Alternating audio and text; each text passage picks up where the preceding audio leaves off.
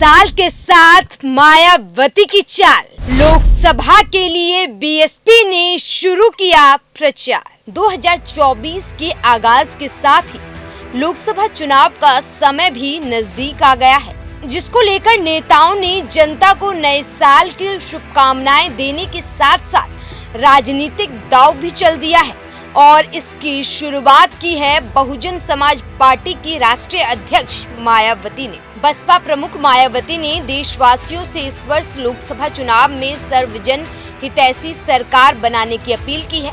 मायावती ने सरकार को भी रोजगार की गारंटी सुनिश्चित करके सच्ची देशभक्ति का परिचय देने और राजधर्म का निर्वाह करने की नसीहत दी है। उन्होंने कहा कि बाकी सभी सरकारी गारंटी सक्रिय व राष्ट्रवाद की राजनीति ज्यादा साबित हो रही है। बसपा प्रमुख ने एक्स पर पोस्ट करते हुए देशवासियों को नववर्ष की बधाई देने के साथ ही जनहित से जुड़े मुद्दे भी उठाए। उन्होंने कहा कि लोगों की जेब में खर्च के लिए पैसे ना हो तो देश के विकास का ढिंडोरा कैसा, वो लोगों के किस काम का। उन्होंने सरकार पर सवाल उठाते हुए कहा कि बेरोजगारों की भारी फौज के साथ विकसित भारत कैसे संभव है। उन्होंने कहा कि बीजेपी की केंद्र और राज्य में सरकारें हों या कांग्रेस सहित विपक्ष के गठबंधन की राज्य सरकारें, दोनों जबरदस्त महंगाई, विकराल रूप धारण करती गरीबी, बेरोजगारी और पिछड़ेपन जैसी बुनियादी समस्याओं पर ध्यान केंद्रित नहीं कर रही है। सिर्फ लोगों का ध्यान बांटने के लिए अलग अलग प्रकार की गारंटी वितरण में लगी है।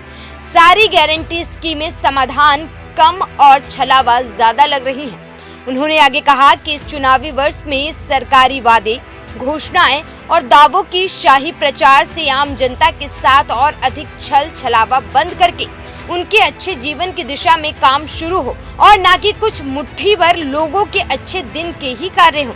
मायावती ने कहा कि पहले कांग्रेस और अब बीजेपी की लंबी चली जातिवादी, अहंकारी और गैर समावेशी सरकार के दुष्प्रभाव से गरीबों का विकास लगातार बाधित हो रहा है। इसीलिए अब जनहित एवं जन कल्याण को पूर्णतः समर्पित बहुजन हित को सार्वजनिक हितैषी सरकार जरूरी है।